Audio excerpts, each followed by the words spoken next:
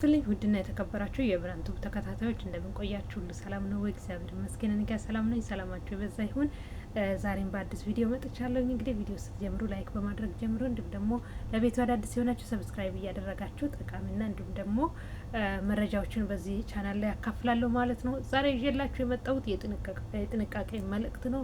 አብሶ አብዛኛዎቻችሁን ወደ ውጭ ሀገር ለመሄድ እየተዘጋጃችሁ በኩዌትም ወደ ሌላም ሀገር ወደ ኳታር፣ ወደ ባህሬን፣ ወደ ቤይሩት እንዲሁም ደግሞ ወደ ዱባይ እንዲሁም ወደ ሳውዲ ለመሄድ አስባችሁ ያላችሁ እህቶች ለእናንተ ጥንቃቄ ለወንድሞችም ጭምር ማለት ነውና ያን ጥንቃቄ መልእክት ነው ዛሬ የምነግራችሁ እና ሁላችሁም በጥንቃቄ እንድትራመዱ ማለት ነው። ያው እኛ አንዳንድ ጊዜ የምንነግራችሁን ነገር አብዛኛዎቻችሁ ስለማትሰሙ በጣም አላስፈላጊ ወጪ ውስጥ እየገባችሁ ያው ወጪውን ካወጣችሁ በኋላ ጉዟችንን አናቋርጥ ብያላችሁ በየቀኑ ገንዘባችሁን ትመዘዛላችሁና እባካችሁ እንድትሰሙ ስልበቴትና ጠይቃችኋለሁ ማለት ነው። ዛሬ እንግዲህ ይዤላችሁ የመጣሁት ከዚህ ቪዲዮ በኋላ እኔም አጠር ያለ እህታችን ደውላ የጠየቀችውን ነገሮችን እና የምመልስላትን ሁላችሁም ተሰሙታላችሁ። ከዚህ ቪዲዮ መጨረሻ ላይ ቪዲዮን አስገባላችኋለሁኝ እና ምንድነው ስነግራችሁ ያው አብዛኛዎቻችሁ ኩዌት ተከፍቷል እያላችሁ ነው። እንግዲህ ዛሬ አምስት ነው አይደለ? ከቀን 5 ትናንትና 4 ያው አላውቅም ነገሮች ወደ አላስፈላጊ መንገድ ካልሄዱ በስተቀረ እስካሁን ድረስ ያው በረራው እንደተጀመረ እንዲሁም ደግሞ እየሄዱ ይመጣሉ ማለት ነው። ብዙ ሳይሆን እሱም ደግሞ በትንንሹ ነው። ያው እንደምታውቁ ካለው አየር ጸባይ አንጻር ትንሽ በረራዎች ናቸው እየተደረጉ ያሉት። እንግዲህ ከፊታችን ከእሁድ ጀምሮ አሁን ዛሬ ያለነው ማክሰኞ ላይ ያለነው ከእሁድ ጀምሮ ተከታታይ በረራዎች በየቦታ በየነበሩበት ይመለሳሉ የሚል ዜና ተናግሮ ነበር። እንግዲህ እንዴት ይቀጥላል የሚለውን ነገር አናውቀውም። ነገ ምን ሊፈጠር እንደሚችል ግን እስካሁን ድረስ በረራ አለ፣ ይቀጥላል ማለት ነው። ስለዚህ ለምትጠይቁኝ ሰዎች በዛ ያው መምጣት ይቻላል ማለት ነው። ፕሮሰሳችሁን የጀመራችሁ ያው ገፍታችሁ ማየት ትችላላችሁ። በመሀል የሚመጡ ነገሮች አናውቅም፣ ያው እግዚአብሔር ነው የሚያውቀው ማለት ነው። ስቀጥል ወደ መጣሁበት መረጃ ስመጣ በጣም እኔ ራሴ በጣም ብዙ ልጆች ማለት ነው እና 70,000 ብር 50,000 ብር 120,000 ብር እንደገና 150,000 ብር ከፍሎ ደረሰኛቸው እንደገና ፕሮሰስ የጀመሩበት የሲኦሲ የውጭ ጉዳይ ሚኒስትር ውክልና ወስደናል የስራ ፍቃድ ብሎ የላኩልኝ በጣም ብዙ መረጃዎች አሉ በነገራችን ላይ ማለት ነው። እና በጣም ብዙ መረጃዎች እኔ ጋርም ደርሰዋል እና እህታችን ያንን ኢንተርቪው ወይንም ደግሞ ደውላ ሰውየውን መረጃው ስትጠይቆ በጣም እየገረመኝ ነበር። ምክንያቱም ለምንድን ነው እኔ ጋር በጣም ብዙ ጊዜ የምላቸው ምንድነው እስከ ዛሬ ድረስ ገንዘብ ከከፈሉ በኋላ የከፈላችሁትን ከፍላችኋል፣ ካሁን በኋላ ግን ይሄ ፕሮሰስ ትክክል ስላልሆነ ከት አድርጉ ትላችኋለሁ ወይም ደግሞ አቁሙ ትላችኋለሁ ማለት ነው። በጣም ብዙ ሰዎች አሁን እዚህ መረጃ በመስጠት ስለምታወቅ ይመጣሉ በቴሌግራም እና እንዲህ ብዬ ነው የምነግራቸው ማለት ነው። እና ያልጀመሩት ደግሞ እንዴት መጀመር እንዳለባቸው ነው የምነግራቸው ማለት ነው። እና በጣም ብዙ ሰዎች ነው በነገራችን ላይ ይሄ ፎርጂድ ተሰርቶ የመጣ የውጭ ጉዳይ ሚኒስቴር ነው ፍቃድ ሰጥቶናል የሚባለው የስራ ፍቃድ ምናምን ነው ተብሎ የተሰሩት ምንም አይነት ከኦሪጂናሉ ጋር ልዩነት የለውም ማለት ነው። እና ግን ሰው እንዴት ይታለላል ማለት አይቻልም፣ ይታለላል ማለት ነው። ምክንያቱም ኦሪጂናል ነው የሚመስለው ከምንም ነገር ጋር ሁሉም ነገር ማለት ነው።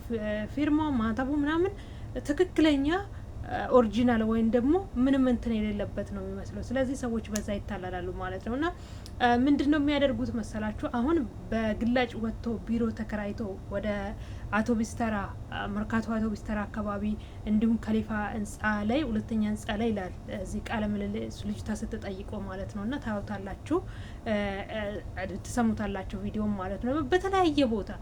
እኔ እንደውም መጀመሪያ ሰዎች እንደዚህ እንዲህ እኮ ነው ምናምን ብሎ በውስጥ መስመር እየመጡ ችግራቸው ሲነግሩኝ እኔ እውነትም እየመሰለኝ አልነበረም ማለት ነው። እና በኋላ ላይ ነው እሷም መረጃውን ይዛ መታ ስትነግረኝ እውነት መሆኑን ያመንኩት ማለት ነው። እና ሰውየው ቃል በቃል ሲናገር ማለት ነው። ስለዚህ እዚህ ኩዌት ውስጥ ማለት ነው እና ኩዌት ውስጥ 16 አይነት የስራ አይነቶች አሉ የሚል ነበር እዛ ላይ ስናገር የነበር 16 የስራ አይነቶች ወደዚህ ወደ ኩዌት ማለት ነው 16 የስራ አይነቶች እንግዲህ በተለያዩ የስራ እንትኖች እንዳሉ ደግሞ ከመጡ በኋላ መኖሪያ ቤታቸው አለ እንደገና ደግሞ ኢንሹራንስ አላቸው ብሎ ነበር ሲናገር የነበረ ማለት ነው። ስለዚህ አሁን የዛን ሰው የድርጅቱን ወደዚህ የሚያመጣቸውን የድርጅቱን እስቲ ስሙን ስጠን ብላ ስትጠይቆ ስልኩ ዘግቶባት ወጣ ማለት ነው። እና እባካችሁ ወደ ኩዌት ስትመጡ ምንም አይነት ክፍያ አትከፍሉም። እናንተ እኮ ገና ለገና አሁን ፓስፖርታችሁንና 50 ሺህ ብር፣ ፓስፖርታችሁንና 20 ሺህ ብር፣ ፓስፖርታችሁንና 10 ሺህ ብር፣ የስራ ማስገጃ ምናምን የሚባሉት ነገሮች እናንተ ለምንድን ነው የምትሰጡት? ይህንን የእናንተን ፕሮሰስ አስጨርሶ እናንተ ወደ ውጪ ለመላክ ነው ምን የተቀመጠ ኦፊሶች የተቀመጡት ወይም ደግሞ ኤጀንሲዎች የተቀመጡት ማለት ነው። ምክንያቱም መንግስት መጀመሪያ የፍቃድ ሲሰጣቸው ከ5 ሚሊዮን እስከ 9 ሚሊዮን በጀት ያላቸው መሆን አለባቸው ወይም ደግሞ ንግድ ፍቃድ ወይም ደግሞ ፍቃድ የሚሰጣቸው ተብሎ ነበር። ስለዚህ እናንተ የስራ ማስኬጃ ከሌላችሁ እናንተን ወደምትፈልጉበት ሀገር ሸኝቶ ከወኪላችሁ ወይም ደግሞ ከከፊላችሁ ገንዘብ እስኪቀበል ድረስ የስራ ማስኬጃ ከሌለው እናንተ ለምንድን ነው የምትመዘገቡት? ለምንድን ነው በቃ ከፍለን እንሄዳለን ብላችሁ የምትጋጋጡት? እኔ ይሄ ነው በቃ ጥያቄ የሚሆንብኝ። ምክንያቱም ወደ ውጭ ሀገር እልካለሁ ብሎ እስከተቀመጠ ድረስ እናንተ ፕሮሰሳችሁን ጨርሶ ቪዛ በእጃችሁ አስረክቦ እንዶ መክፈል እንኳን አለብን ብላችሁ ካሰባችሁ ወደ ውጭ በቃ ከፍዬ ግዴታ መሄድ አለብኝ ብላችሁ ካሰባችሁ መሆን ያለበት ምንድን ነው ቀጥታ ማለት ነው ፓስፖርት ማን ነው ቪዛችሁ መጥቶ ወደ መሄድ የምትፈልጉበት ሀገር ሄዳችሁ ደርሳችሁ ነው ምን ማድረግ ያለባችሁ ብራችሁን መክፈል ያለባችሁ። ለምን ብራችሁን ትከፍላላችሁ? አንድ 10 ሺህ ብር ሰጥቻለሁ በቃ 10 ሺህ ብር ከሰጠውማ ምኑን አቋርጠዋለሁ? ከዛ ነገም 10 ሺህ ነገም 5 ሺህ ለዚህ ማስኬጃ ለሲኦሲ ማስኬጃ ለእንትን በቃ የማይባሉት ነገር የለም ማለት ነው። በአንድ ጊዜ አይደለም ብሩ ወደ እነሱ የሚላከው በየጊዜው ነው የሚላከው ማለት በሆነ ሰበብ ይፈለግና በዛ ሰበብ ብር ይላካል። ብሩ ሲደመር ወደ 100 ሺህ ይመጣል፣ ወደ 90 ሺህ ይመጣል፣ ወደ 120 ሺህ ይመጣል፣ ወደ 150 ሺህ ይመጣል። ስለዚህ እባካችሁ እንደዚህ አይነቶች ኤጀንሲዎችን ለመንግስት አሳልፋችሁ ስጡ። ግለሰቦች ለምን አይሆንም? መንግስት እንዲህ አይነት ስራ የሚሰሩትን ሰዎች አሳልፋችሁ ስጡኝ ብሏል። ስለዚህ እናንተ ለምንድን ነው ማትከሱት? እናንተ ገንዘብ ስትበሉ ዝም ስትሉ ሌሎች እህቶቻችሁ ይበላሉ፣ ሌሎች ወንድሞቻችሁ ይበላሉ። እነዚህ የሚመጡት ወንድሞቻችን ከገጠር ተነስቶ ትራንስፖርት አውጥቶ ዘመድ የሌላቸው አልጋ ይዞ ተቀምጦ ነው የሚጠብቁት። ያም ገንዘቡን ከየት ነው የሚያመጡት? መሬታቸውን አስይዞ የእርሻ ቦታቸውን አስይዞ በሬያቸውን ሽጦ ከብቶቻቸውን ሽጦ ነው። ኦር ደግሞ ባህራት አበዳሪ ተበድሮ ነው ልጆቻቸውን ወደ ውጭ ሀገር ሄዶ ሰርቶ ብር ይከፍላሉ ብሎ ወደ አዲስ አበባ የሚልኳቸው። አዲስ አበባ ሲደርሱ ግን እነዛ ልጆች ሳይሄዱም ይዘው ከቤተሰቦቻቸውም ይዘው የመጡትን ገንዘብ እየተበሉ ነው ያሉ። በጣም ብዙ ሰዎች እያለቀሱ ነው አሉ። ስለዚህ ጥንቃቄ አድርጉ። ለማያውቁ ሰዎች አሳውቁ እባካችሁ ማለት ነው። የእኔ መልእክት ይሄ ነው በቃ። እና ስለዚህ ከእንደነዚህ አይነት አጭበርባሪ ሌቦች ራሳችሁን ጠብቁ። ወደ ኩዌት ወደ ሌላ ሀገር እኔ አላውቅም። ወደ ኩዌት ስትመጡ ግን ምንም አይነት ክፍያ የለም።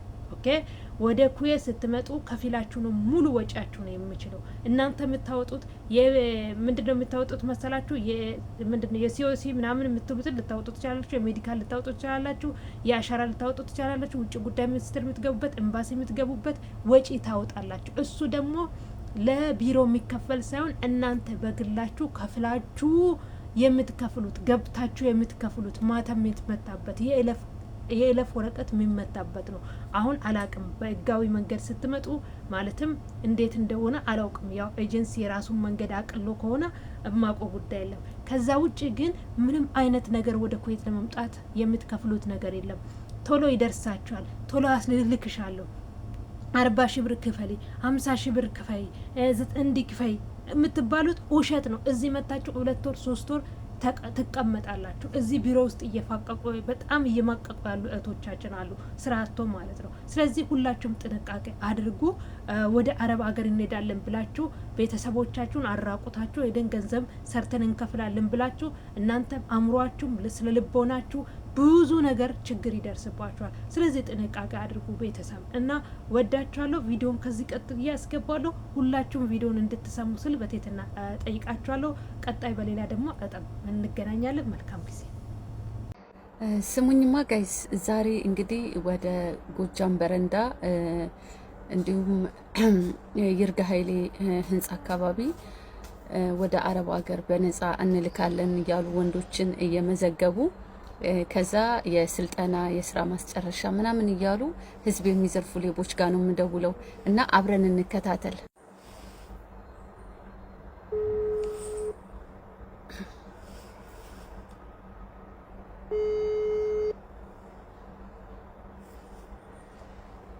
ሄሎ ጤና ይስጥልን። ትራቭል ኤጀንት የሆነ ወንድሜ ነበር ቁጥራችሁን የሰጠኝ። ወደ ተለያየ አረብ ሀገር በነፃ ይልካሉ እና እነሱ ጋር ልመዝገብ ወይ ብሎኝ ነበረ። ትልካላችሁ? የት ሀገር ነው የምትልኩት?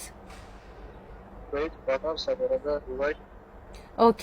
ለምሳሌ እሱ ወደ ኩዌት መምጣት ቢፈልግ ምንድነው መሟላት ያለበት መስፈርት? ፓስፖርት፣ መታወቂያ፣ ጉርድ ፎቶ እና 50 ሺህ ብር። 50 ሺህ ብር? አዎ። ኦኬ። የስራ ድርሻቸው ምንድን ነው? ማለት 16 አይነት የስራ አይነቶች አሉ። ለምሳሌ ያው እነሱ መላክ ይችላል። ላክልሽ? አይ በድምጽ ብትነግረኝ አይሻልም? እንዳውቃቸው ማለት አሁን እነዚህ ወንዶች መጥተው ወደ ኩዌት በምን የስራ ዘርፍ ነው የሚሰማሩት? ወዬ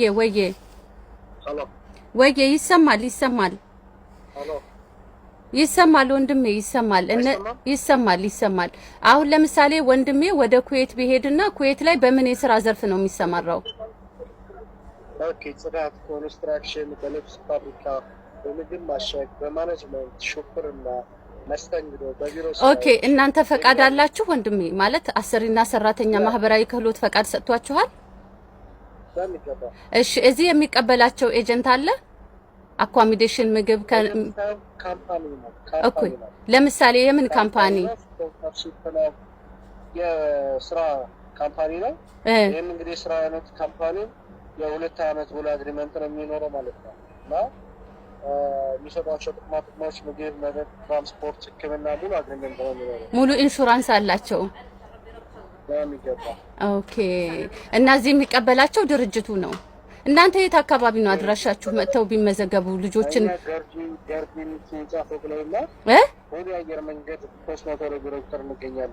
እሺ፣ የቢሮ ቁጥሩ ምናምን አስቀምጥልኝ። ግን እኔ እስከማውቀው ድረስ አሁን ለምሳሌ እኔ ኩዌት ነኝ፣ እንደዚህ የሚወስድ ካምፓኒ የለም።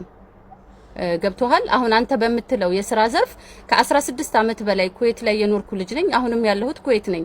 ነገር ግን አንተ በምትለው የስራ ዘርፍ የሚያሰማራ ድርጅት እዚህ ሀገር ላይ የለም። ነገር ግን አለ የምትለኝ ከሆነ ቤተሰብ ወደ አንተ ጋር መላክና ይሄን ነገር ቼክ ማድረግ ስላለብኝ አድራሻህን ብትልክልኝ ደስ ይለኛል። ኦኬ። ገርጂ ሚኪ ህንጻ ፎቅ ላይ ስንተኛ? ቢሮ ቁጥር 23። ኦኬ።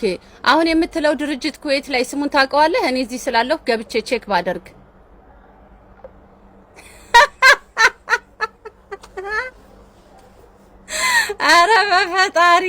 አረ ፈጣሪን ፍሩ ግን።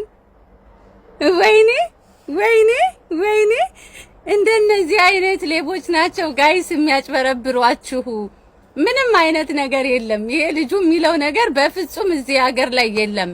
ስለዚህ አዲስ አበባ ላይ እንደዚህ መርካቶ፣ ጎጃም በረንዳ፣ ይርጋ ኃይሌ ህንጻ አካባቢ ላይ እዚህ ቦታ ላይ እንወስዳለን እያሉ የሚመዘግቧችሁ አሳቀኝ። በፍጹም ሐሰት ነው። በፍጹም ሌቦች ናቸው። ስልክ ቁጥራቸውን ከፈለጋችሁ ማስቀመጥ እችላለሁኝ እና ጥንቃቄ አድርጉ ለማለት ያክል ነው። አመሰግናለሁ። አሁን የደወልኩት ስልክ ቁጥር